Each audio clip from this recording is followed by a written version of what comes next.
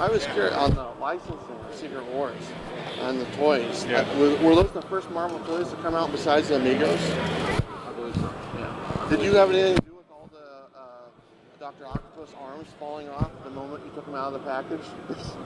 I didn't. I'm not kidding. Within 1 minute, Well, no. three of them fell off, and there was one hanging there. No, I'm surprised at that. I thought that generally they were fairly good quality toys, but I guess not. The rest of them were good, but the Dr. Octopus arms, they were barely maybe it was on. the other bad.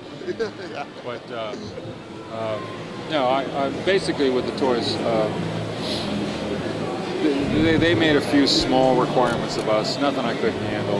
They said, is it possible for them to have vehicles? I said, yeah, of course, some of them can't fly. Yeah. You know? And they said, if this is this long story, wouldn't they have like a headquarters or something? I said, yes, and they said that's good because we would like to do play sets. Yep. Now, they didn't say it had to look like the play set. They didn't give us any direction about the vehicles. They just, as long as there were vehicles in there, that justified them doing vehicles. As long as there was a headquarters or something, that justified them doing a play set. And you know, they didn't bother us at all, really. Except that they did come up with the name by accident. They focus group tested a bunch of words that kids respond. So let me ask you, with the time that we live in now, and just all these wonderful heroes that we grew up with are now on the big screen. And what was your thoughts on this? When I took the job at Marvel Comics as editor-in-chief, I've been editor for 2 years. And when I took the job as editor-in-chief, the president of the company said, your job is to preside over the death of Marvel Comics. Is it because comics are losing money? You know, I think it's a loser business. And his idea was to get us out of comics into children's books and animation.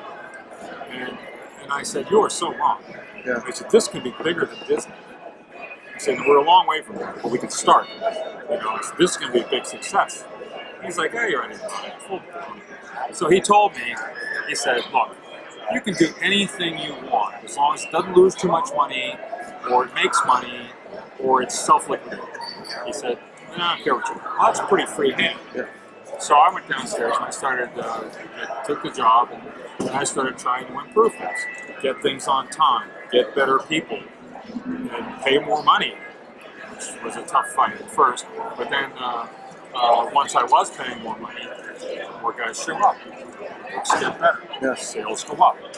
Surprise, surprise. So before too long, we really turned it around, and we had established royalty programs, benefits programs, life insurance, health insurance, paid for all the materials, paid their train fare if I asked them to come in, paid their phone bills, tremendous benefits. And everybody was suddenly doing really well. You know, and Chris Claremont bought his mother an airplane for Christmas one year. John Byrne, one time, I handed him a check for $30,000. I said, oh, John, here's your royalties for one issue of one comic book, 30 grand. And that wasn't the biggest money I ever got, not by a long shot. But I just happened to be in the accounting office when they had this check. And I said, oh, let me see that. I'm going to give it to John personally.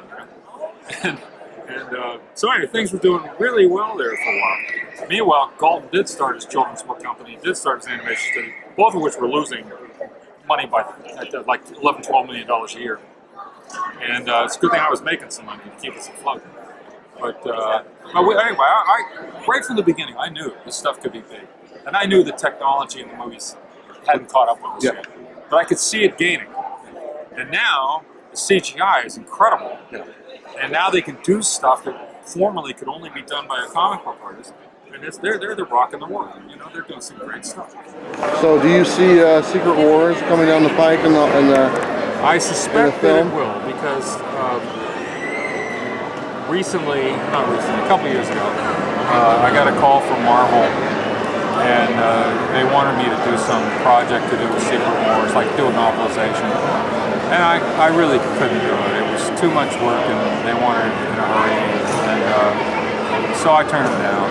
And then they offered me more, and I still turned it down. And they offered me more again, and I still turned it down, because it just was too much work for not enough. And then I didn't have any time. So then finally, this is one guy, and then his boss calls me up, vice president, executive vice president, And he said, look, he said, Jim, he said, this guy should have been straight with it. What this is about is for you to sign papers relinquishing all ownership of Secret Wars. They do that when they're making a movie, because when you make a movie, you have to have a clean chain of title. And apparently they didn't have enough paperwork for me to establish a clean chain of title. And he said, what we're trying to do is get you to sign the document. He said, they shouldn't have been trying to fool you. He said, so I'm telling you straight out, would you please sign this document? I said, certainly. He said, we'll pay you $10,000. I said, you don't have to pay me. I said, it was work for hire. I know it was. I was the editor-in-chief. I was making everybody else sign that paper, you know? And I said, I know. I said, just give it to me. I'll sign it. He said, take the money still. I said, okay. So they paid me to sign this document. And then, see, that tells me that at least it's in development. At least it's in development. And why wouldn't it be? Oh, I mean, yeah. It's a home run. It's an iconic story. Yeah, it's a home run. If you had all those characters and all the villains in one story, like I did, man, I mean, just the sales of the comics should give you a clue. We were selling like 1 million or more copies a month. So, yeah. And, That's fantastic. Anyway, so a lot of that stuff worked out. I mean, like with Byrne, we talked about it. We decided maybe the Thing wouldn't come back because he was in a world where he could be human. And you know, I mean, that was important to him. So he doesn't come back for a while. And the She-Hulk joins the Fantastic Four. Byrne just rocked that. I mean, he was having a ball with that. And there were other characters too. I can't remember off the top of my head, but a lot of things, you know, like we made it in continuity. It is an irrevocable part of Marvel history, at least back then. And so everybody at first they were like, no, I don't know, what are you doing to me, you know? And then after a while they got into it, like Michelini did, and they took it and ran with it. It was great. They did some great. We had the best people. They did such great stuff. Yeah, just some best people. amazing time in comics. Just, Yeah, no, it was. I mean, like I said, I mean, like one way or another, I got lots of people that we wanted, that we needed. Editors: Archie Goodwin, Louise Simonson, Larry Hama, Al Milgram, Carl Potts, all these great people. And I mean, Archie Goodwin, are you kidding me? It's like the greatest of all time. And Larry, nobody had to tell Larry anything. He knew what he was doing. So all of a sudden, it wasn't just me preaching tell good stories; it was all of us. And then you know, like I said, the money started getting better. All these artists started showing. You got Sienkiewicz and Silvestri and Byrne and Paul Smith and just, you know, some armies of people, and Michelini and J.M. DeMatteis and Roger Stern and all these great writers. And, man, you know, and Claremont. I didn't say Claremont. So I mean, we really had the who's who of comics, and I think I had the major thing I did was stay out of their way. You don't need to tell them anything. They know what they're doing. Let them go. And so, but the younger kids, and Larry and Louise and everybody else helped with this. Younger kids needed some education. Mm-hmm. So the idea was you help the younger, newer people get up to speed, and you stay out of Larry Hama's way because he knows what he's doing. He's going to do it fine. And it worked. You know, I mean, like the books were good. People to this day love them. We get all these books. Absolutely. You know, and they're good books. They're tremendous books. Worth reading.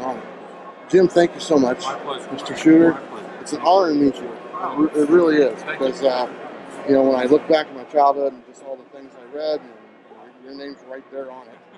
And it's just somebody did a count one time or tried to figure it out or whatever. They said that, you know, your name is on something like 22,000 separate issues. Really? Yes, because of all the Marvel stuff you were editor-in-chief, Valiant, Defiant, Broadway, Dark Horse. I was either writer or editor or both, you know, and DC Comics, all the DC Comics I wrote.